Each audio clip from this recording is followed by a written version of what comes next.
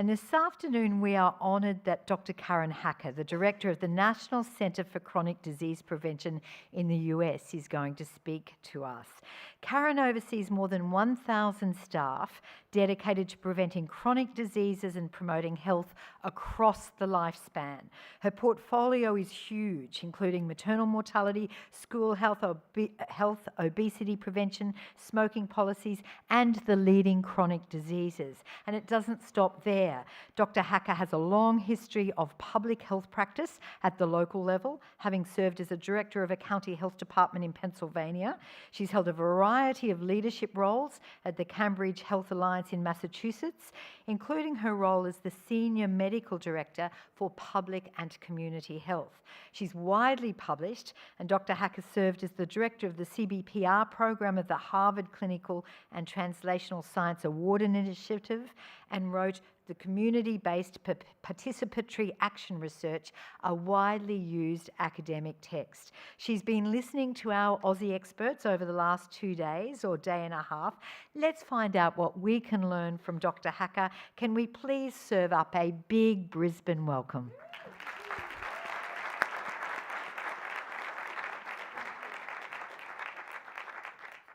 All right, first thing is I need to figure out how this all works. Okay. So first of all, after sitting through the last couple of days, I have to tell you, I'm not sure I have that much to offer because you're doing such amazing work. And I really want to thank folks here from the Wellbeing, Health and Wellbeing Brisbane of Queensland, and particularly you, Robin, for such a warm welcome. I probably get the names a little bit wrong. I apologize there, but it's been a fantastic experience, and I will be very sad to have to return home. But I hope someone will invite me to the Olympics. All right, so what I'm going to do today is I'm going to talk a little bit about the American healthcare system, so you at least have some context, and then talk about sort of how we see prevention, certainly from the center and from my particular center, and then tell you a little bit about some of our programs and some of our progress, and then go into sort of what we see as some of the upcoming things. Again, I don't think there's going to be any major surprises because I think you are on the right path forward. All right, so the first thing is our system looks a little bit different from yours. These are some of the major policy things that have happened across our healthcare system. We have a mix of private and public in many ways because we do have Medicare as well. Only for us, Medicare is for people over the age of 65. Everybody can get it. Pays for hospitalization, and then if you have to get a secondary component, which you have to pay for to basically be able to get outpatient care.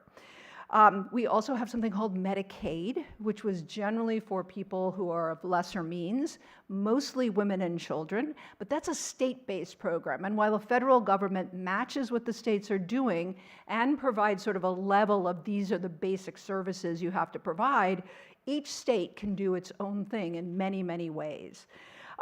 Just to give you a couple of major things, the Patient Protection and Affordable Care Act, often called Obamacare, was a big shift lately in that it expanded for states that wanted to take it to that level, expanded Medicaid to cover additional populations, and it introduced something called the marketplace so that basically people could buy insurance if they weren't employed, because much of our insurance comes from your employer. You pay for it, but you get a reduced rate because if you have a large employer, they usually can get you pretty reasonable rates. So that just kind of gives you a sense of what we've got. We do not have healthcare as a right in the United States. So your insurer will likely give you some primary care providers to choose from if you are using the marketplace, something like that. But if you have no insurance and you go into the healthcare system, you are responsible for those costs. Our public health system is a little bit different than that. And we have multiple levels in the public health system that start with the federal government, that's us, and then go to all of the states. All of the states do have a health department and a health leader in that state. We do not control them at the federal level. We have some levers we can use, and we give them money, which is definitely a lever, but we cannot require them to give us much information, and that was certainly a challenge during the pandemic.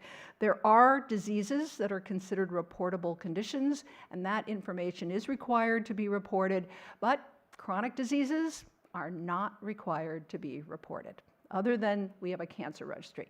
Everything else, diabetes, heart disease, all those things, we really don't have access to that information unless we have a specific relationship with that healthcare provider. But there's lots of other partners. There also are local health departments, and as you go towards the western part of our country, those tend to be at the county level. But on the eastern part of the country, it could really be that the state itself is functioning at the local level in many ways. So bottom line is, you've seen one state, you've seen one state. Now, when it comes to prevention, we are very much aligned with the work you're doing here in Queensland. And we think about primary, secondary, tertiary prevention. Our space at CDC tends to be mostly in the primary area and sometimes in the secondary area. In the United States, we're spending over $1 trillion a year in healthcare costs, and it makes up about 17–18% of our GDP. We're on the high side, and we have a burgeoning population of people over the age of 65, so there is obvious concern that those costs are going to rise. We know that we could be saving a lot more money with a lot more prevention, for sure, but right now, as I'm sure I've heard across these couple of days, sometimes we think about healthcare as a balloon, and if you push it here, it expands over here. So the investment in trying to influence or increase prevention tends to be less because the treatment demand is so incredibly high. We spend about 2% of our healthcare dollar on prevention, but that doesn't really differentiate us from a lot of other countries. I think the max is about 5%. We also have challenges with medical care, particularly in rural environments where there could be considered to be medical deserts, essentially. We also saw this happen a lot during the pandemic when providers could not continue. It's very hard for us to get primary care out into these regions. The rural hospitals teeter also often on the scenario where they won't be able to move forward, and for example, gynecological, obstetrical care, often very challenging to get. And we've had disparities in our country for pretty much ever, and those continue to be a great challenge to us as we really try to deal with this. And then just preventive practice within the clinical delivery system, the demands on the clinical delivery system, and how they perceive of prevention when they are stressed to see patients in 15-minute increments at the best, and the demands of what the patient comes in with, and then prevention kind of slides off the radar screen. When we think about the social determinants, which we are spending a lot of our time thinking about these days, we sort of think about this continuum of care. And public health, where I sit at this time, tends to sit in the community impact space, where we are thinking about systems and policies and environment that can have long-term community impact. But simultaneously, the clinical delivery system now, particularly as the Centers for Medicaid and Medicare have introduced reimbursement for social needs screening, they are now thinking about the relationship between social needs and healthcare outcomes. So we're trying to differentiate this because as the clinical delivery system has sort of come into this space, people are asking us, what does public health do? And we're like, this is what we've been doing forever. But that said, the clinical delivery system is such a giant behemoth in our country that there seems to sometimes be a perception that they're just going to take care of everything. And truthfully, we know that that is not the case. And so how does public health wrap itself around the clinical delivery system, amplify the efforts of the clinical delivery system, and basically really make that case that the ability to bring people together, the ability to do regulation, the ability to think about all of these external preventive strategies is critically important to what happens in the healthcare system and ultimately to the healthcare dollar. Some of the areas where we see public health really being able to strengthen the clinical system have to do with the health promotion and disease prevention strategies, and also with those strategies related to surveillance and data analysis. In the health promotion and disease prevention, public health is usually pretty good at bringing together multi-sector partnerships, at convening people for that collective action, to be able to really see change within an environment and in a community. But they're also really responsible for trying to connect people to the clinical system. And that can happen through a variety of strategies of screening, of community health workers, to move folks when they identify a problem into getting the care that they need. And so we spend a lot of our time in public health thinking about that as well. Now, I'm going to turn my attention a little bit to my center, and I know you've all heard $1.4 billion. Oh my God, I'm sure that sounds like an enormous amount of money, and you wish you had it. It's divvied up, and you'll learn a lot about that, but I have 9 different divisions that include, as you heard, the Division of Adolescent and School Health, but all the way to reproductive health. And probably one thing you'll notice here is that our resources tend to be divided by disease.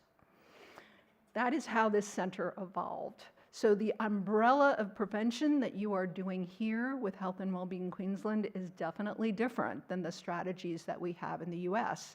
And I will tell you that each of these divisions has an enormous group of advocates that are out there going to Congress and trying to get money for a specific condition.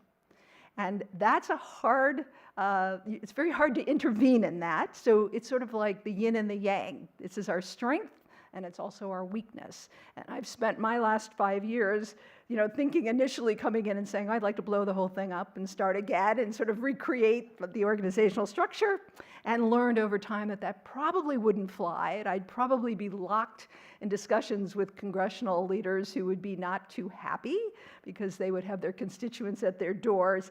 And now thinking more about how do we work with the structure that we have to get the outcomes that we really want to get.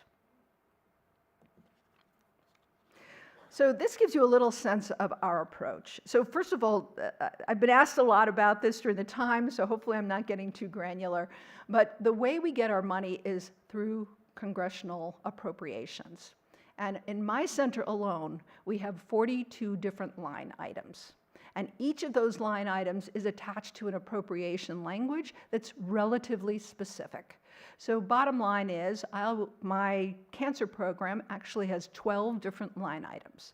One is for breast and cervical cancer screening. One is for colorectal screening, and so on. You cannot use the money for colorectal screening and apply it elsewhere, regardless of where you think the need is. So those are some of the constraints that we live under. Truthfully, I don't even have a budget. There is no line item for the director.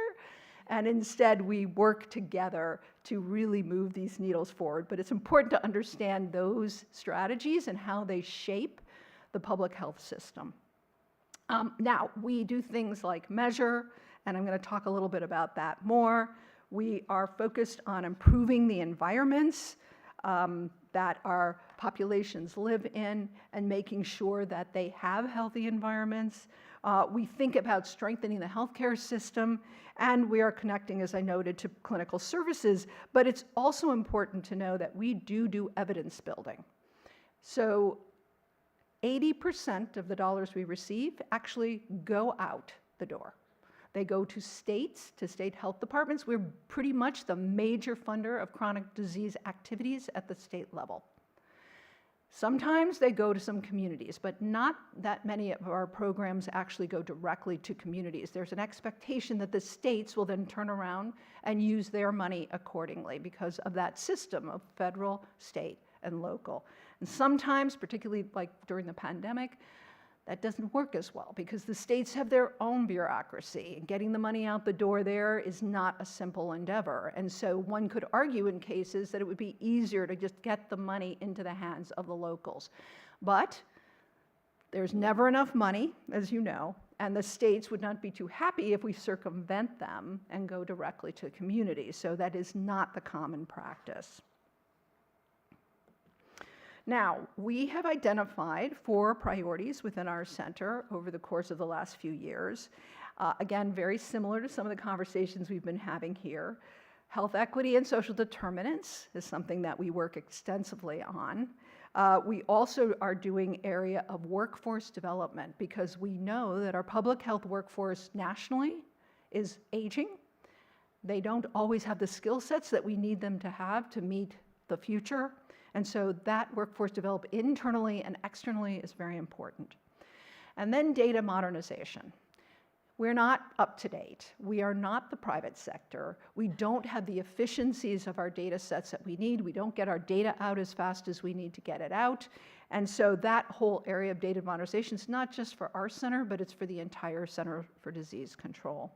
And then finally, certainly on the heels of the pandemic, is the area of emergency response and resilience. One thing we saw, and you'll hear more about this as I go through what we've learned from COVID, is that people with chronic diseases are incredibly vulnerable. And so we really need to be thinking about them in any emergency, whether it's a pandemic or a hurricane or a flood.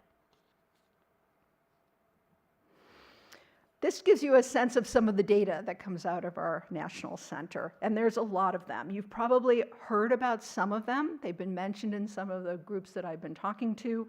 One in particular is our behavioral risk factor surveillance system. Remember I noted that we can't get data out of the clinical system on a mandatory basis because these non-communicable diseases are not reportable? Well, one way we get information is through the behavioral risk factor surveillance system, which is a random digit dial survey. Yes, we're still using that. You can get it on a cell phone, and these are self-reports of all kinds of behaviors related to chronic disease. We then take that information and do small area analysis to give us our places data. That gives you information at the very, very hyper-local level. So you can literally scroll over a map and you can see what does my community look like. Another one you may have heard of is a youth risk behavior survey. This is done in classrooms across the country, and this gives us information on what kinds of activities, behaviors youth are doing as well. We also have the pregnancy risk assessment monitoring system, which was designed specifically to look at women and infants that are high risk, and several others as well, as you can see on this. Part of the challenge is how do we make sure that these are providing data in a rapid way, because it takes a long time to collect this data and do the analysis, and by the time you get it out to the public, it's 2 years old. We've been trying to push that to 8 months. And are having some luck there, but the bottom line is this is the best we have at this time. You may have heard about the National Center for Health Statistics, which also is at CDC. They do the vital records. That's very important data as well, based on death certificates and birth certificates. And they also do something called NHANES, which people may have heard of, where they actually interview individual people, do biometrics on them, and that's often considered the gold standard for things like chronic disease, but it's a smaller sample for sure. All right, so we've been talking a lot about health equity and social determinants, and I just wanted to give you our definitions of these things so you have a sense of where we're coming from. Health equity is seen as a scenario where everyone has a fair and just opportunity to attain their healthiest lives. And when we refer to social determinants of health, we're thinking about the non-medical factors, those 50% of things that contribute to our healthcare or more that influence our health outcomes.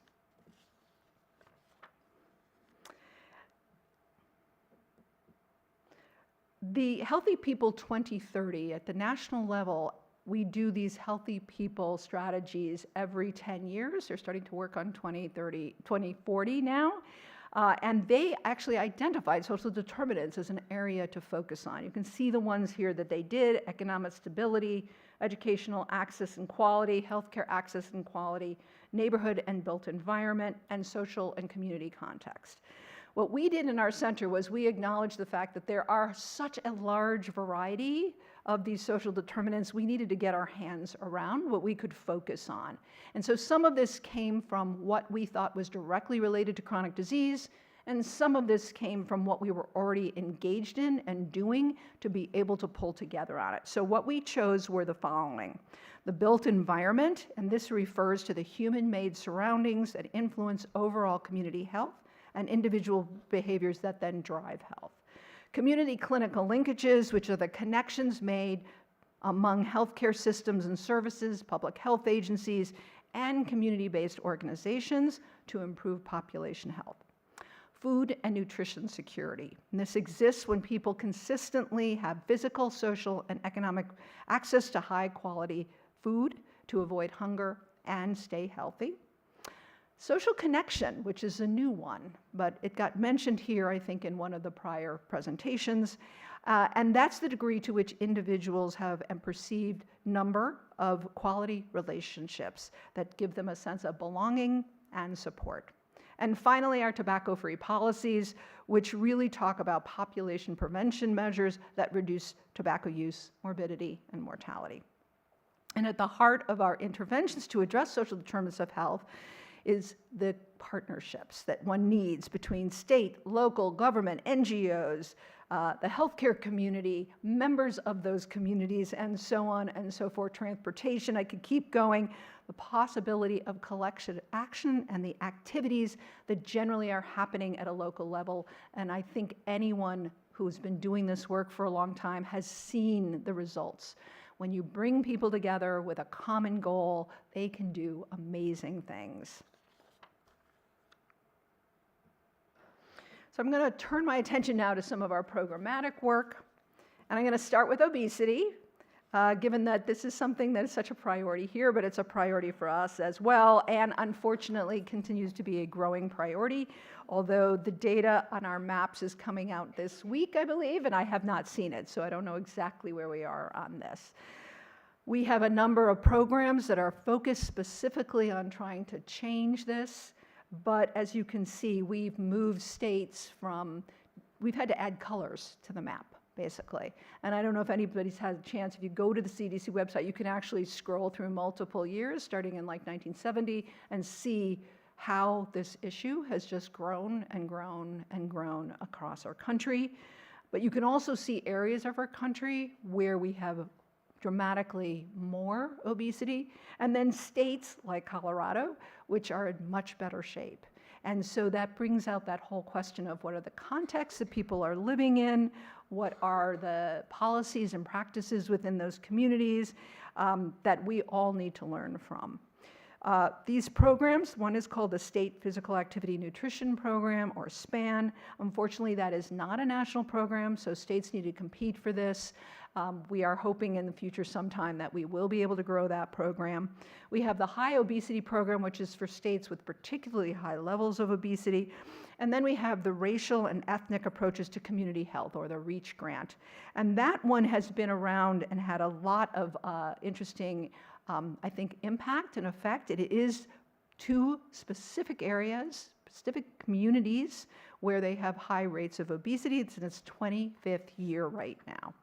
And the stories that come out of this particular grant are so amazing in terms of getting food to populations, getting healthy food to populations that didn't have them, improving access to places where people can be physically active, changing policies, food procurement policies, a little bit, for example, there's a lot of activity that goes on in early childhood programs, and really allowing communities to use a bit of a community-based participatory approach to engage individuals, engage communities writ large, and move the agenda forward. But 50 communities is what we fund right now across the country. It ultimately accounts for a relatively small population, even though it is a very high-need population.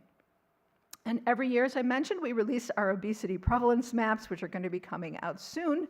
Hopefully, it will be better news than last year. In diabetes, and I'm going to show you a little bit of our data here, because I think it's been very interesting, and we'll talk about COVID, because we have been seeing downward trends. I did a hearing recently, and someone said, since 1970, diabetes has just been going up. So what have you done? It was like, well, do you actually know what else has been going on since 1970? Like obesity, for example, and how directly related to them are. And what you can see is that somewhere around 2009, we did begin to see a downward trend. And then we got the pandemic, and we saw an upward tilt. And you're going to see that for a lot of the chronic diseases that I'm going to talk about. But we have done enormous work in our diabetes prevention program, which is an evidence-based practice that we then were able to get reimbursed by Medicare and Medicaid. And that really has had enormous impact on people who do it. It's for folks who are pre-diabetic. And 50% of those, if you do the program, do not go on to get diabetes. And we know it has sustainability as well. One of our biggest challenges there is getting the provider community to refer and to get people into those programs. We are now launching a lifestyle program for children called the Family Healthy Weight Program through our National Diabetes Program as well. Again, the challenges of this connection with the clinical delivery system, and how do you get in a very busy pediatric office, for example, how do you get providers to pay attention and to actually really reinforce these kinds of things? Many of these programs are not run within the clinical delivery system. They're run in the community by nonprofits, and that connection between the two can be challenging. Tobacco prevention and control. We had a whole session on this, and I'm happy to say that we've had enormous progress in this realm in the United States, but we still have work to do. I always want to reinforce that. It is one of the major risk factors for pretty much every chronic disease, heart disease, and cancer, and obviously if you have diabetes and you smoke, high risk for other things as well. We have a wonderful campaign called the Tips from Former Smokers campaign, which has been very effective. It tells the story of more than 45 brave people with different backgrounds who've been impacted by serious long-term health effects because of smoking. And they talk about that experience, and they essentially provide information for folks. And because of this campaign, we've had over 1 million people referred to the quit line and quit tobacco. But we know that there are policies that work. Many were mentioned here today. We know that raising the cost of tobacco has had an impact. We know that mass media campaigns designed effectively can also work. We know helping people get cessation and quit, and obviously smoke-free laws are very critical. Now, while we've seen a lot of progress, e-cigarettes got mentioned. We did see that uptick in e-cigarettes and our young people as well, particularly with a product called Juul, which you may remember. And it was absolutely alarming. And then to top everything off, we had this situation where individuals were getting lung disease as a result. We called it EVALI. And we learned that that had to do with vaping, and it had to do with mixing vitamin E, but we're not 100% sure there. There may have been other things going on as well. We continue to see a few cases come and go. And Juul ended up off the market, at least for a period of time, because technically it was not legal. And with that, we began to see a downward trend. There has been a lot of activity in this space, but we continually see new items showing up. Now we have the ELF nicotine patch, nicotine products that are going out. So there's never a dull moment in this area. We have a particular survey that we do every year, which is the National Youth Survey, and we work very closely with our colleagues at the FDA who do all of the regulatory work related to tobacco. There was a lot of activity in the last year around menthol and flavors. There was an elimination of many flavors. That has helped enormously as well. But the menthol, lots to talk about there if you want to have more discussion. And then cancer. And there's a lot of good news in the cancer space. There's been so much in the treatment arena, but the cancer cost still is on the rise. And given the numbers, we're talking about $240 billion for cancer care by 2030. We've got a lot of genetic testing going on, new strategies, new treatment, and with that, a lot of healthcare costs. Our programs really help to fill in the gap. Our National Breast and Cervical Cancer Early Detection Program and the Colorectal Screening Program really work to make sure that people are receiving their timely screenings and have had enormous success. And we collaborate with our state and community level partners to make sure that these proven strategies are utilized. Lots of activity going on there, as I said. Continuing HPV vaccine, for example, it is mandated in schools. There have been efforts at the local. They are been met with a lot of anti-vax activity. It's been very hard to move those forward, even though we know we could eliminate cervical cancer. We could eliminate it, and that's one of our goals. And then I'm just going to touch on cardiovascular disease because this is the #1 killer of Americans. And all of these diseases, basically diabetes and heart disease and cancer, among the top 4. Obviously, we had some other things going on with COVID, and so that kind of shifted things a little bit, but they're still the top killers of Americans and the biggest contributors to our healthcare dollars. We have a national program that talks specifically about heart disease and stroke prevention, Million Hearts, which is a collaboration with our colleagues at the Centers for Medicaid and Medicare, and then some specific programs in the stroke belt, for example. And this too is costing Americans a lot of money, and our big focus right now is really on hypertension, because we really believe that if we could control hypertension, we would see enormous decrease in these type of preventable outcomes. But that's tough to do too. You really need the clinical system to work with you effectively, and we want to get self-monitored blood pressure to be the norm, because we know that people should be doing this outside and understanding it, and then you could monitor that and manage them. Making the connections between what happens in an individual's home and what happens in the delivery system continues to be a challenge, but we hope we can finally get to the end on that one. So I'm going to talk a little bit now about future opportunities and challenges that I see sort of coming forward.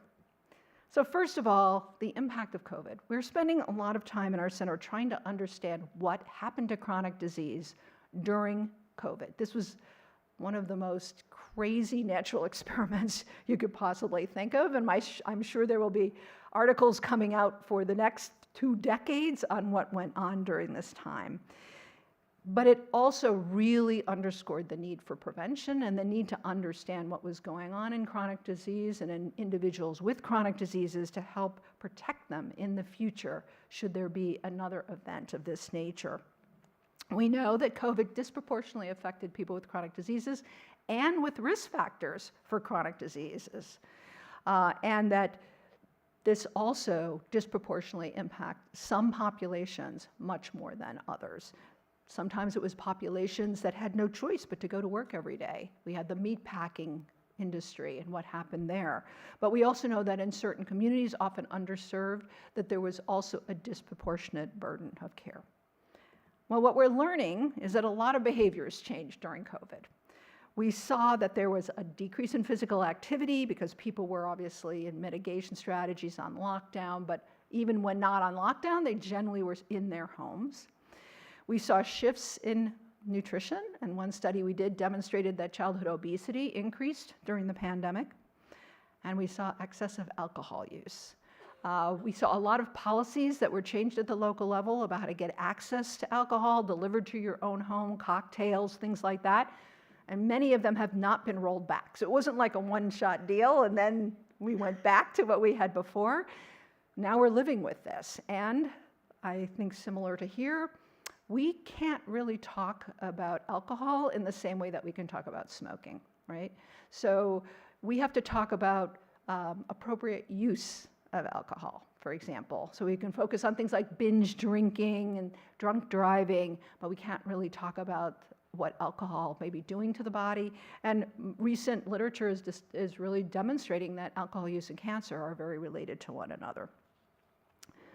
We also saw a lot of depression in our young people in particular. We're happy to say that some of the newest data is showing a bit of a blunting on that as young people get back, and as we employ a whole variety of strategies within schools in particular to really help with belonging and mental health and stress and things like that. But this is just a smattering. You know, we really also want to understand what happened to people who had a chronic disease and then got COVID.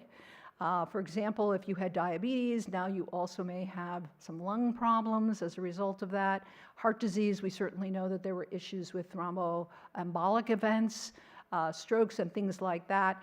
And we still know, even now, with the vaccine, that there are still ramifications for individuals with chronic disease. I mentioned that we also saw a really big amplification of existing disparities during the pandemic. We know that Black and African Americans and Hispanic and Latino populations had much higher levels of morbidity and mortality from COVID-19, and they are in many cases at higher risk for chronic diseases.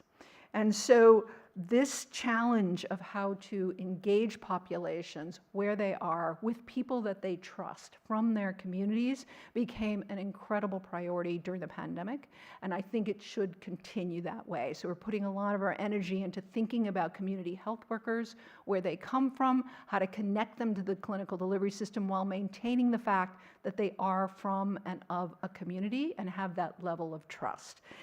And that in and of itself can be a bit of a challenge as well.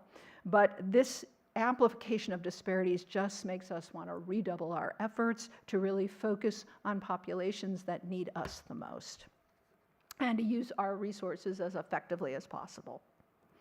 We know during the pandemic there was incredible delay of care. People just stopped going to the doctor. They were afraid to go to the doctor, but in some cases they were not even allowed to go to the doctor because of the risk to them. And we saw screenings plummet, particularly for breast and cervical cancer, but also for hemoglobin A1C and other things. And I think people skipped their medications, a whole variety of issues that are going on, and we're trying to really understand what does that mean. Even though most of those screening rates have returned, we're likely to see increases, for example, in cancer diagnosis as those kinds of things happen. And we have a changing landscape. So some of the things have been mentioned here today as well. It sounds like you're experiencing a lot of the things we're experiencing.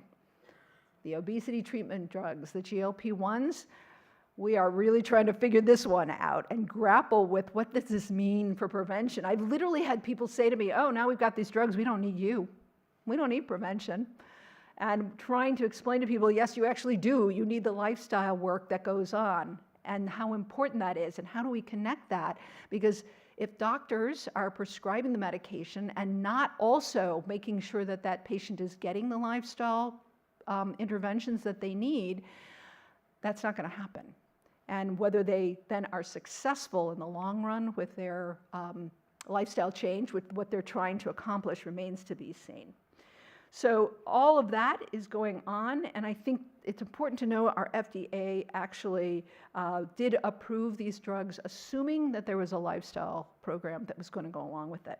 We are also on the cusp of getting Alzheimer's drugs, and we know that many of these same things, tobacco, physical activity, have an impact on your potential to get Alzheimer's. And that's part of this preventive message as well. But we also have a lot of new technology all around us, from the app to the telemedicine to new treatments and new tests for cancer, all the genetic testing that's going on, all of the wearable devices. What does this do for your health? How does it get transmitted to your doctor's office? Who's getting that information? How do we keep security in the face of all of that? Where do you get your health care? Do you get it at the local CVS pharmacy? Do you get it at a tent outside? Do you get it in your doctor's office? How difficult it is for you to get into your doctor's office. There's a lot of thought process going into where do we fit with that? How do we keep pace with that? That's happening all around us, and where there's such a market really for innovation. But I just want to reinforce that community engagement and these multi-sector partnerships are absolutely critical to meeting the future. Almost every one of our grants that goes into the field requires some level of partnership, usually multiple sectors, bringing together their perspectives, their resources to think collaboratively and get the job done. Recognizing that even though, again, it seems like we have an enormous amount of money, it's never enough, and it's not sustainable, because once you get it, you may not get it again. So how do we support our communities in thinking strategically about how they're going to continue to support those efforts over time, and continue these investments. And so the investment in these programs, in these services, in making sure that communities can prioritize what's important to them and be the drivers of their own health and well-being is critically important.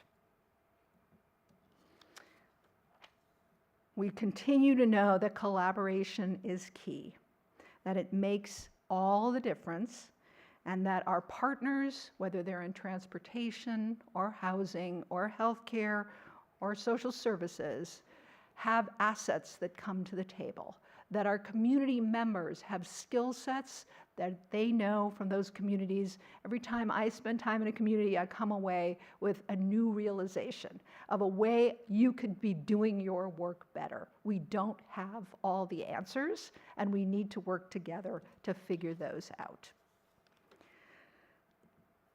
With that said, I want to thank everyone here so much for bringing me here. It's been such a pleasure, such an honor, and I will say, keep going forward. Thank you. Thank you. I'm going to go and take the furthest chair over there.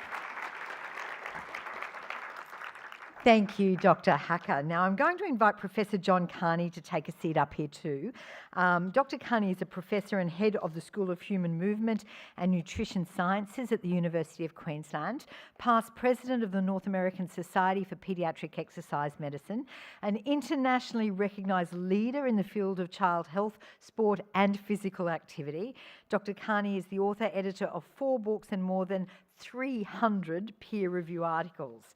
It doesn't stop there either. He's held numerous funded grants totaling more than $18.5 million in research grants and contracts as a principal investigator. He's a sought-after scientific consultant to government. He was co-lead on the evaluation of the Child and Youth Mental Health Strategy in Ontario, a member of Scientific Advisory Board for Healthy Kids Community Challenge, an expert advisor on the brain health supplement to the Particip Action Report card, and lead investigator on the special needs strategy in the province of Ontario. Can we please give him a big welcome? Just remind me if I ever meet you at a party not to say, "What do you do, John?" And please join me also in welcoming Adrian Carson. Adrian is a cobble man from Queensland's Western Downs region who was born and spent the majority of his life on Turrbal and Niagara country here in Brisbane. He spent 30 years experience in the Aboriginal and Torres Strait Islander health sector and is currently the CEO of the Institute for Urban Indigenous Health in Southeast Queensland. He's a former CEO of the Queensland Aboriginal and Islander Health Council, Director of the Aboriginal and Torres Strait Islander Community Health Service in Brisbane, and a founding member of the Gulingor-Dalwallami Health Service within Queensland's Fraser Coast region. He's a board member of the Metro North Hospital and Health Service, Australia's largest health service, and is completing a Master of Business Administration from the University of Queensland. Adrian, welcome.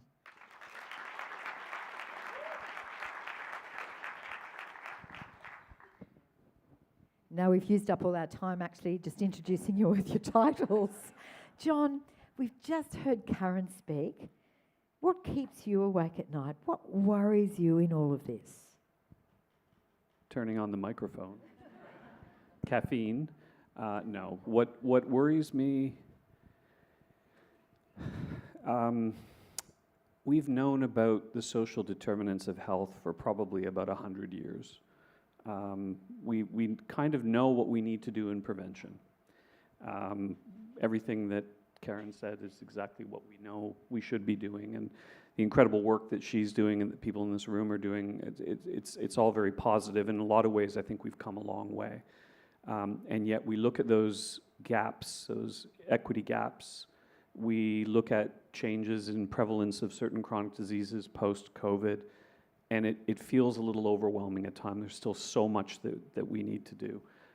But I think what allows me to go back to sleep is things like the event that we've been at for the last 2 days, is the chance to connect with like-minded people from multiple sectors who all have a commitment and a passion to making a difference.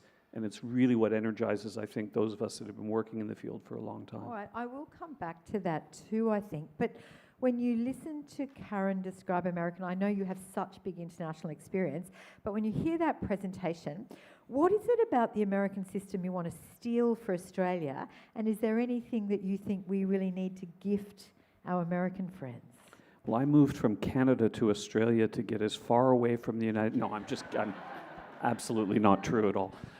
No, I mean, I think, look, there's a scale and that's enviable. You know, I mean, Karen had that comment about we $1.4 billion, and I'm sure it's not enough.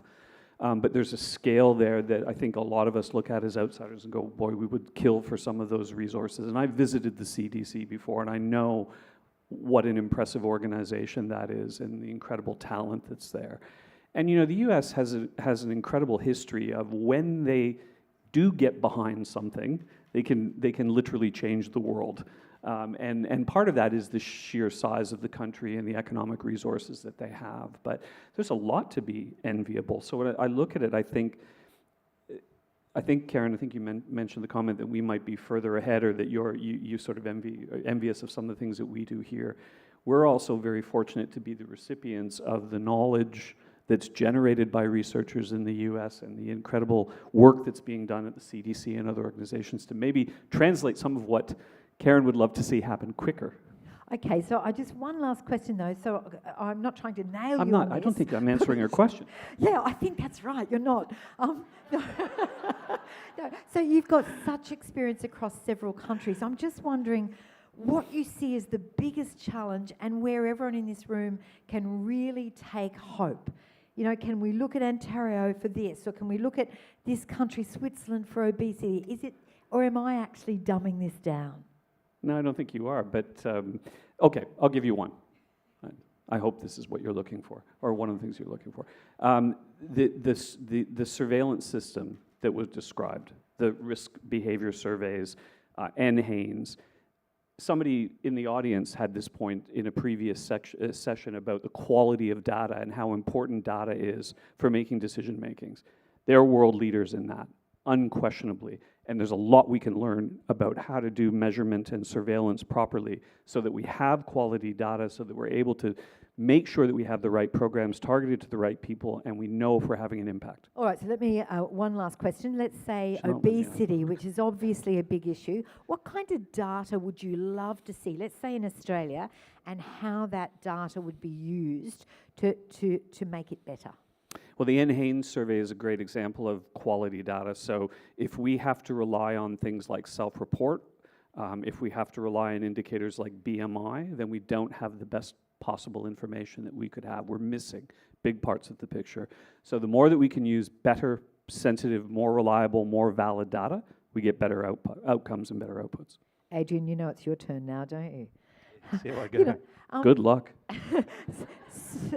So much of what you've been done, and you are really a leader in the field in actually engaging particular communities. What have you learnt that you can tell us about how to engage particular groups? Obviously, the group we're talking about are Aboriginal and Torres Strait Islander people. So I work for the Institute for Urban Indigenous Health. It's a community-controlled organisation. It's not run by government. It's not run by non-Indigenous people. It's actually owned by community-controlled health services that have operated for over 50 years in southeast Queensland. And so I think the example that Deadly Choices provides, as well as a whole heap of other work that I was involved in, is kind of the importance of there being legitimacy and kind of moral authority in terms of, and trust in terms of the conversations that are happening. I heard Karen talk about that with minority groups in the States. I think, so Deadly Choices, I think most people in the room would know that deadly is not a bad word. In an Aboriginal context, there's nothing better than deadly. Just what is the Deadly Choices program? There may be some people that don't know. Yeah, so deadly is a good word, my American colleagues. So deadly is good, as in not dangerous. And so to be deadly is the ultimate compliment for an Aboriginal person to have. The opposite of that is gammon. You don't want to be gammon, you want to be deadly. So when we talk about deadly choices, a deadly choice is the best choice you can make. And it speaks directly to Aboriginal and Torres Strait Islander people. And so using that language resonated with our people. No one else kind of understood it for a long time. I think most non-Indigenous people now know it means it's not dangerous. And so the Deadly Choices program kind of was really about It was developed out of the Murray School. It's Queensland's only community-controlled school, so a school in Acacia Ridge, and the actual youth detention centre. So we work with kids and kind of trying to get the language right, trying to kind of work out how do we engage, kind of inspired by what happened in South Africa with the HIV/AIDS kind of response to the GOLD program, looking at peer-led young people, kind of talking about the young people. And so then using the word deadly, having the idea of deadly choices, the ultimate thing you can make in life is a choice. That's the concept of freedom and liberation, is the freedom to choose. And then being really clear then the importance of actually educating our people with the information they need and to empower them to make the choices that are best for them and their community. Because at the time when all this Close the Gap stuff kicked off, government was announcing all this money into preventing chronic disease. The problem is no one explained to, I think most of our mob anyway didn't know what a chronic disease was. So when we first went into the schools, the first question we asked is, what is a chronic disease? And very low levels of literacy amongst young Aboriginal and Torres Strait Islander kids, I think even Aboriginal and Torres Strait Islander adults, in terms of what constituted a chronic disease or preventable chronic disease. So getting that right, getting the language right, then obviously partnering with using culture as a strength too. So pushing back on that whole concept of a gap, that to be black, to be Aboriginal, and particularly in southeast Queensland where we kicked off, was to be a gap, to be deficient. So turning around about being deadly is to be nothing better than being deadly. It's strong, and to be black is to be strong, to be proud of who you are. So bringing culture into that conversation too, Madonna, was a really important piece. Was it a bonus not having government involvement in some ways? It was. It really was. I think we had, and we do acknowledge the Labor government with the original commitments around closing the gap, the $1.6 billion that was announced across the country to close the gap. Tom Calmer, who'd come up with the Tackling Indigenous Smoking and Healthy Lifestyle program, it was freedom. We got an amount of money, and we were told that we weren't allowed to go near a clinic. So that was proper community-based primary prevention work. It was all about shifting kind of behavioural change outside of a clinical kind of setting, which a lot of our communities across Australia really struggled with. They were so used to being told what to do, they needed guidelines. But in southeast Queensland, we saw it as a freedom. So coming out of that, having young people in the Deadly Choices team, we wanted to focus on young ones, making sure that they understood the importance of never starting smoking, kind of to understand the concept of being deadly is to be healthy and strong. And so that's where it kind of kicked off, if not for the government not knowing what they were doing, Madonna. It was good that we did, and I think we also experienced that through COVID, can I say, when COVID was another really good example of where the community-controlled sector, I think, stepped up, and as the mainstream systems kind of stepped back, it enabled us to have some freedom, and we did a really fantastic job minimising the impact of the pandemic for our mob. You've been talking about, the behavioural change, and that's important. I'm told at your events and programs are smoke-free, sugary drinks-free, drug-free, alcohol-free, really in a bid to create a family environment. Was there much pushback? How did you get that accepted? There was lots of pushback. It was a can of Coke, and almost come to blows with someone at Redcliffe over a can of Coke. Explained to him, I'll buy you another one outside. So I think over time now, there isn't a whole lot of pushback. So this was a very big change for our communities to make them not so alcohol-free, tobacco-free, but sugar-free was a big deal. It was something that no one had ever really done. And if you looked at particularly our football carnivals and sporting events, the economy was dependent on selling bad food to our people. That's how they'd raise the money to be able to fund the event and pay the prize money, which would get the crowds there. So moving all that stuff out was a big shift, Madonna. But now we see when we go to these events, we've got the Queensland Murray Rugby League Carnival coming up, under sixes through to open men's and women's, as many girls as boys kind of playing in that. It's kind of like 3,000 competitors, 50,000 people that'll attend that event and supported again by Health and Wellbeing Queensland. There isn't the pushback that we used to have. Yeah. So I think it just shows you again, and community now protects it. So when someone catches someone smoking inside the grounds, often people actually double them in, which is good too, because no one wants their kids around smoke. That's terrific, and thank you for that. Karen, you've talked about this big system, and a lot of money and, 9 divisions. How hard is it for someone in your position, and indeed many of the positions of people here, to really keep the patient or a person at the centre of their decision making? So I would say we tend to keep the community at the centre. Yep, okay. We're not the healthcare system. Yeah. We're the public health system. And our interventions tend to be at population levels. It's kind of important to remember that. The individual level interventions are critically important, but what is happening around that system, that's what I talked about, the difference between the social needs and the social determinants. And so I think public health, we forget about sort of the big successes in public health, like clean water and sewer systems and things like that. We take those for granted. You look at local health departments, a lot of what they do are somewhat, mundane, like make sure that there's food security and that restaurants, aren't getting you sick and things like that. And as we move into this area of trying to explain, especially as the healthcare system in our country now takes up this new flag of trying to refer people for these services, first of all, there's a lot of times those services don't exist. Yeah. Because remember, in our country, many of those services aren't paid by the federal government, right? A lot of these are charitable organizations. Yeah. If you're in a rural environment, you may not have all of those types of things. And so where is public health's role in helping to support that? And in particular, the policies that surround people that we know have a positive impact, but not everybody's all that happy about those policies. Okay, so John, just picking up from there and just reflecting on some of the themes through the last 2 days, one thing that struck me was some experts believe the focus really needs to be up here and with governments who put policies down. Others are saying target the individual, the parent, and really from the grassroots up. What's your view there? What works best? I think somebody said this earlier. I think Tony Oakley said this earlier. It's not an either or. It's a and in both. And I know that sounds a little bit again like I'm evading the question. It's not intended. You need strong policy. You need to have those things in place. If you do not have the support of government, of community, then you won't be able to achieve things. But we can't forget that there's a meso level too, which is that community where the action happens. Another theme that I think we've skirted in many sessions is, we've had our Chief Health Officer on radio saying that social media is now a virus that has reached epidemic levels, that he saw it start in 2010 and is skyrocketing. We've heard the Victorian Chief Health Officer say similar things. We heard Norman Swan say similar things. This is something affecting all of our countries, all of our young people. Do you see it in the same way? I'll start with Karen and then go to John. And where would we open a door to a solution there? Oh boy.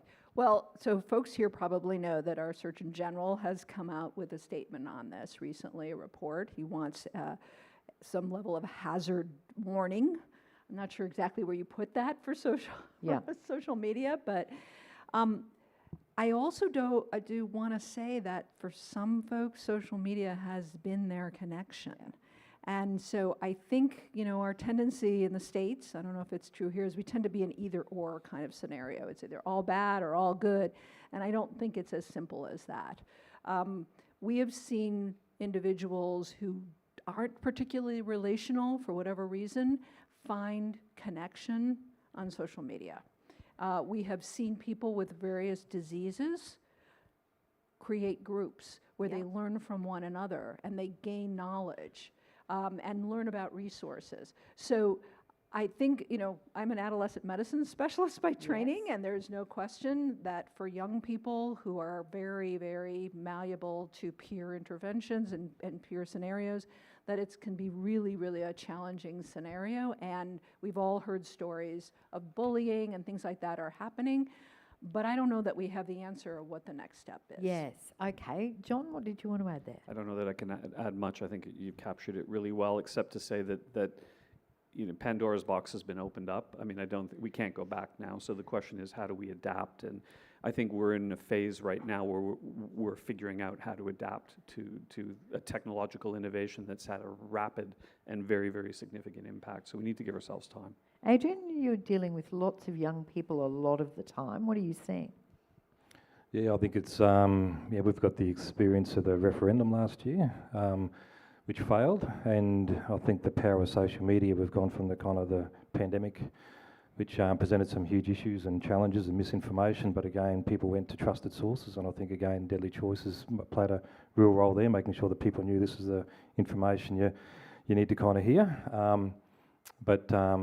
Yeah, then we had the referendum, which kind of it was a big shift where it become kind of legal to be really racist, and kind of think whilst I think we were, I think I was surprised. But the kind of damage that does to a community, which coming out of a pandemic where we all experience some big challenges in our lives, kind of then getting excited with maybe the possibility of a new day and a new relationship, and then having the kind of just the viciousness of the attack, and kind of then looking at what that meant to particularly Aboriginal kind of kids when you go to a school and everyone at the school's got no signs up. So I think the power of the social media, I think 3/4 are bots, because half the people I was arguing with weren't arguing back, so I think they were bots. But it is this thing about how do we educate people around the fact that while social media can be very good, it's also designed to be very bad, because some people profit somehow from the spread of bad ideas and misinformation, and obviously we've got the politics too. So I think it's that bit about everyone needing to be vigilant. I know with Deadly Choices we do a lot with young people about kind of the safety of being on the internet and kind of being conscious of what you're exposed to and all that. That's a really important part of our education to young ones.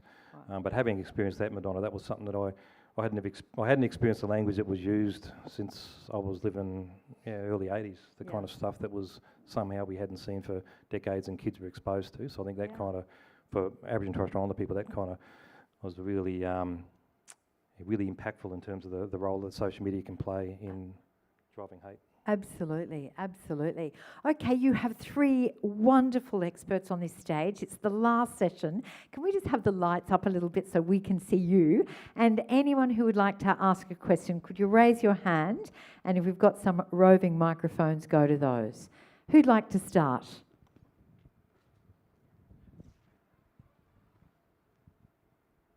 Thank you. My name is Matthew. I'm a researcher at University of Queensland. John's actually my boss, so hi, John.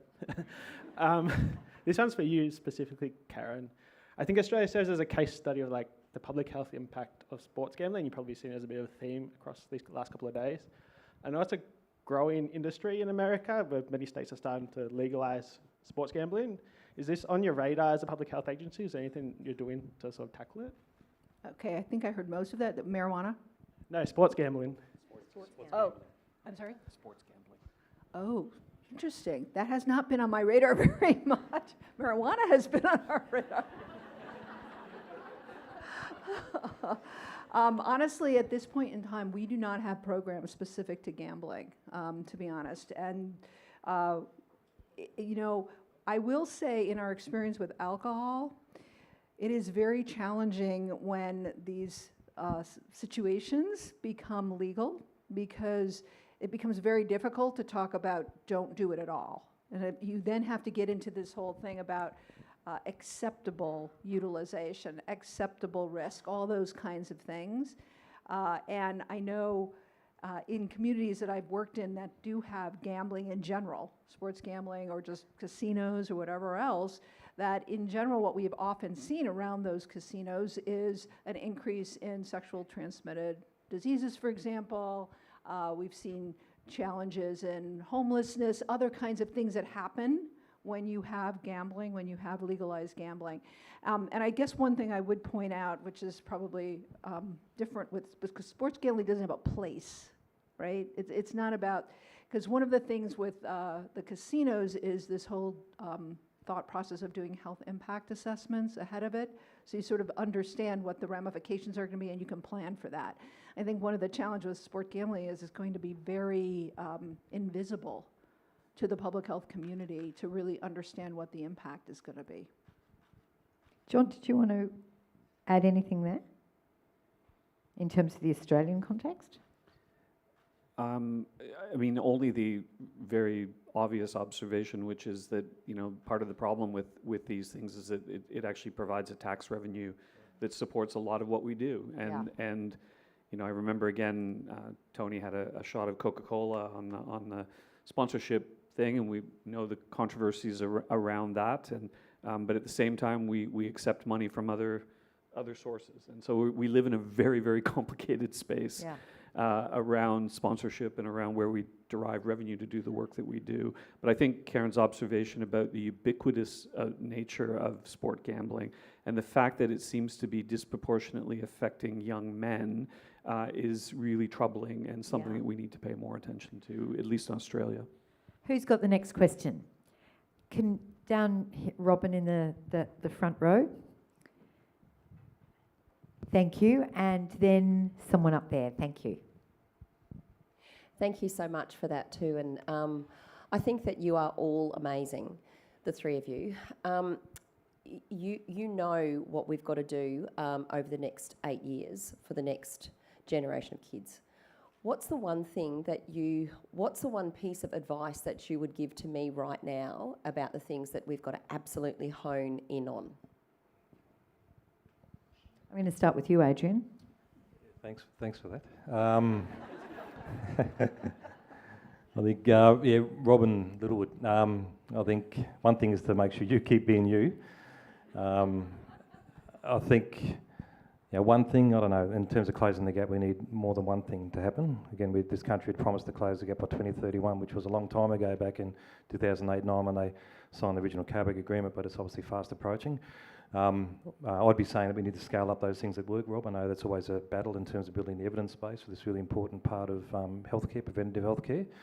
And I think looking at prevention in a kind of fuller sense, we do work obviously with in the birthing space. So if black babies are born low birth weight, they're born into a gap. So prevention should start in utero. We should be making sure that we're reducing preterm birth rates, increasing birth weight.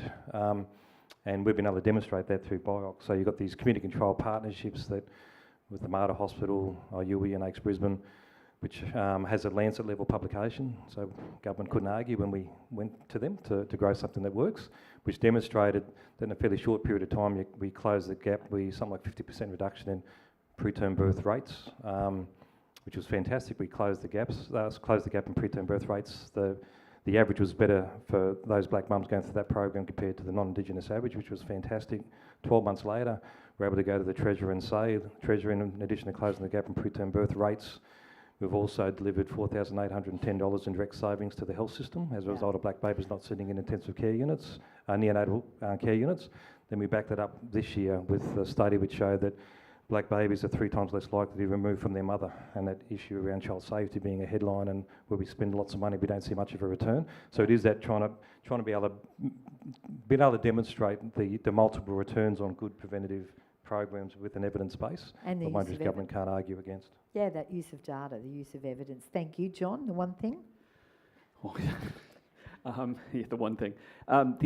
Look, I think the challenges that we face as a society, collectively, globally, as a species, frankly, are not going to be solved by government, university, private sector on its own. We need to get much, much better at joining up and connecting sectors and groups together to start to see where we have common interests. I'm a physical activity researcher. We do not need another study that shows the benefits of physical activity to chronic disease prevention. We know it's good. We know the impacts of diet. We know what tobacco control can do. We don't need more evidence, but we really need to think about systems approaches to wide-scale implementation that join up and connect groups that are currently not connected. And even in this room, there's a lot of people who should be here, parties representing institutions and groups who are not here, who need to be here, and particularly industry being, I think, the biggest. Thank you. Karen, and then we'll go to the question from you, sir. So a couple of things I guess I'd say. So first of all, I think with limited resources, you have to be quite strategic in terms of where you apply those resources. I think your energy spent on trying to understand the policy and where those levers are is really important.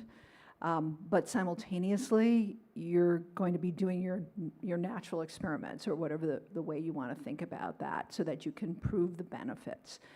With that said, I'm also a believer when opportunity knocks, take advantage of it. And one of the things that many of my colleagues talk about in policy is the open window. And shame on you if you don't jump through it. Yeah. And so being really capable of sort of forecasting where things are going and where those opportunities are going to be so that you're poised to get something done. You never quite know. It could be something like a very prominent, famous figure, something happens to them, I hate to say it, that stimulates a lot of interest and a lot of activity that dissipates in very short order. You got to be ready to go. And I know that I think you have that capacity, Robin, so I'm not really worried about it, but it's really, you have to be pretty flexible to be able to understand where that is. And you know, when you look at King Charles had a prostate operation, the number of prostate checks across the world skyrocketed. When Shane Warne died of a heart attack, a similar issue with men getting checked. Great piece of advice. Thank you, Karen. Thank you, sir. Thank you, Leonard Veerman, Griffith University. I'm interested in what drives all the misery that we see. So Angus Deaton called it the diseases of despair that you've got in the US that are now pre-COVID depressing life expectancy. And as Robin pointed out, in Queensland, we can't be sure that in the future our life expectancy will continue to rise. So what is driving all of this? And I'm concerned about climate change, and I'm concerned about growing and persistent inequalities. And is there anything in public health at our level that we could do to improve the situation into the future? John?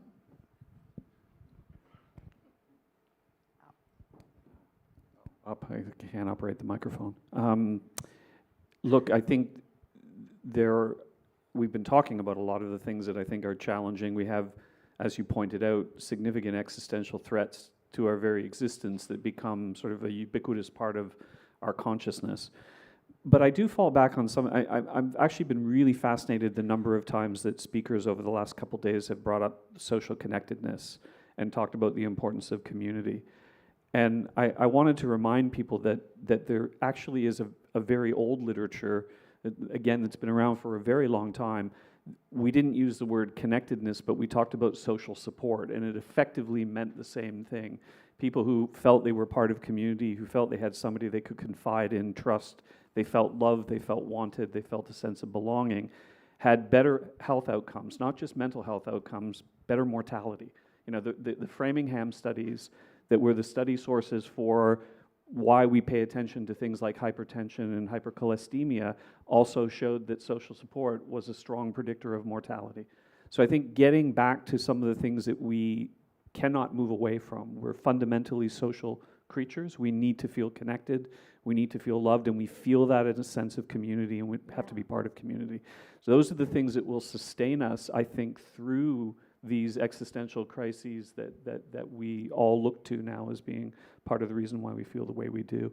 So opportunities to join up, opportunities to connect, opportunities to be part of a community. These are simple solutions, but important lessons. Karen, did you want to add? Yeah, the diseases of despair, I think, are really fascinating in a lot of ways, and they particularly were impacting men, and they were particularly impacting them between the ages of, 30 and 50 or so, something like that.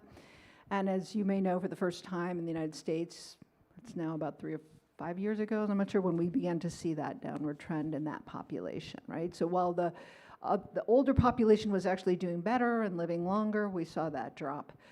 I think personally, and I don't, we are experiencing such unbelievable rapid change in our culture. I don't think it's ending yet. We're going to have AI here, and I think AI is going to have enormous impact on jobs. Right now, to some extent, the white-collar job, people feel like they're pretty safe, and it was the blue-collar jobs that were disappearing, but believe me, some of those white-collar jobs are going to go away with AI. And so what happens when people don't feel like they're valued?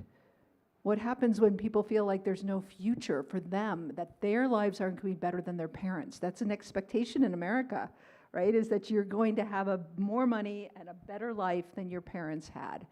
And what happens when you don't accumulate that, when you can't buy a house, when you don't have those kinds of things? Oh, and by the way, there's opioids and heroin and fentanyl and everything around you that you can certainly get advantage of. So one of the things that we're talking a lot about now is how do we appeal to populations that may feel anti-government, may feel very disenfranchised, and how do we continue to engage them in helping understand what they want to be their healthiest selves, as opposed to what we think they should be doing. So I think some of this is about how we do our messaging, what happens in a community, what happens on an individual basis to raise folks up, but also what's going to happen in terms of the future of work, which in a lot of ways I think is part of this challenge. Could there be a fillip with AI that it actually delivers wonderful benefits to what we're trying to do? You know, I think we didn't talk a lot about AI in this conference. We're talking a lot about AI. You know, just like social media, there are going to be amazing benefits. I mean, I did something the other day for a situation that was going on, and I asked ChatGPT, can you tell me the blah, blah, blah, blah, blah, blah, blah. It came up with a great synopsis. Now, you have to be really careful about what you ask it to do, and it doesn't always give you all the information, so there's a whole AI literacy issue going on as well. But I also think that the challenge of all those people who are spending their time gathering all that information, synthesizing it, analyzing it, what are they going to do now? Yeah. So I think we need to be thoughtful about how we go forward with this. What's the question I should be asking you, John?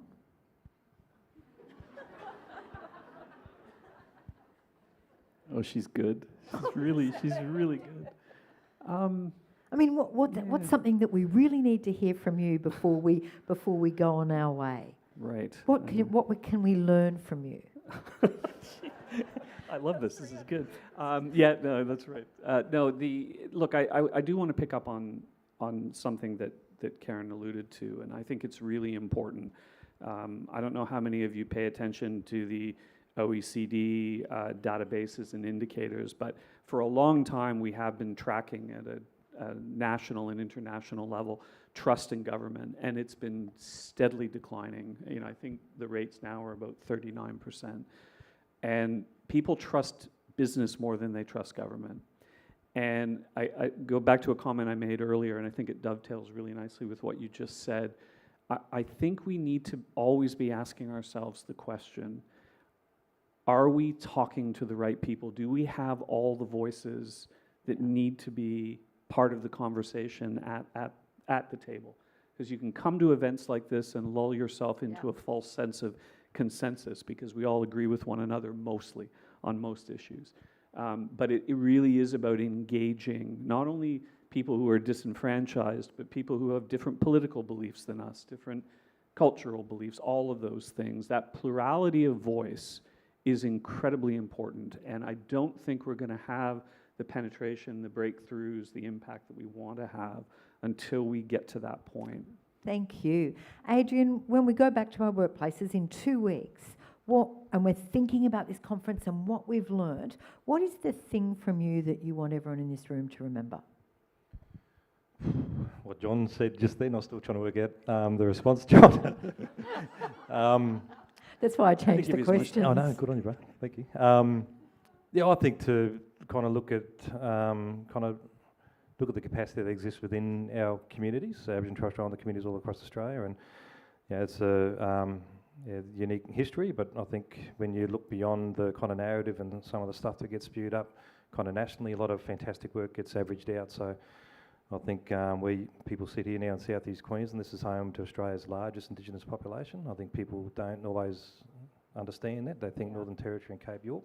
Here's the black capital of Australia. 1 in 8 First Nations Australians live in South East Queensland.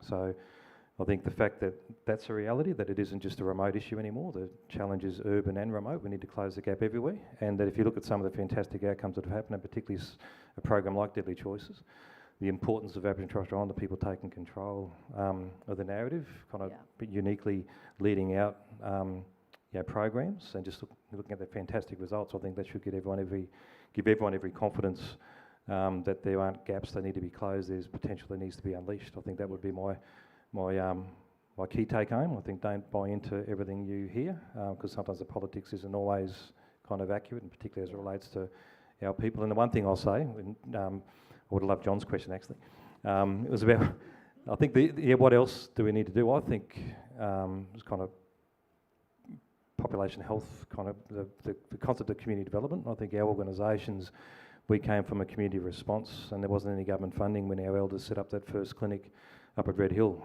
In fact, there wasn't any government funding. It was the exact opposite. Queensland used to be known as the deep north for its famous, infamous history of the treatment of Aboriginal and Torres Strait Islander people in the attempt to exercise rights into the late 60s, into the 70s, and long before that.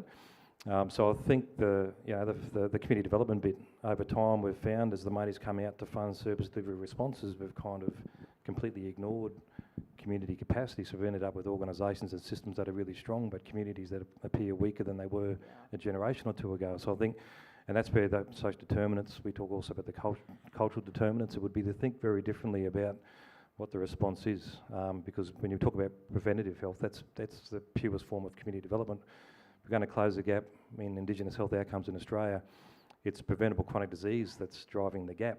Yeah. Therefore, who do we need to convince about changing behaviour? It's our mob, and we're best placed to do that. So I think the importance of kind of not getting everything so industrialised and everything being a service delivery response, the importance of finding a space again for community development work and for communities to start to practice some obligations for looking after themselves, and that's what we've attempted to do in South East Queensland through the growth of IUE and DC and all the other programs, is engender that obligation we have to look after our people, not to just wait for government to do it. Yeah. Thank you. And can I give the last word to you, Karen? You've sat over there quietly for 2 days and you've listened to some of the best experts, some wonderful presentations. What have we taught you? Wait, what of all of those? What stands out when you look at what you've heard in the presentations and what we're doing? What have you learnt? I think that, so for me, coming here, it is absolutely fascinating to understand how much we have in common, given that our systems are somewhat different, given that our histories are different. I'm a big believer that history really shapes where we are today and what we're grappling with, as well as the future. And so, and I'm an anthropologist by nature, which was my undergrad. So it's really, what stands out to me is sort of understanding the Australian mentality, I guess I would say, and perception. And there are things that I saw which I totally am jealous of, because I will never be able to accomplish them in the US, because the US mentality is quite different. But simultaneously watching those threads that seemed so similar, you know, so instead of coming and sort of saying, well, oh, that's so different than what we do, and it was much more about seeing the commonalities and then sort of understanding how across nations, how can we amplify efforts to really move things, you know. So I'm writing text to my staff saying, oh, we should think about this, we should think about that. Do you know anything about this illegal tobacco, for example, stuff like that, that I had not anticipated. That's a wonderful answer, and I think probably a wonderful way to end this panel. Can you please put your hands together for Karen, John and Adrian?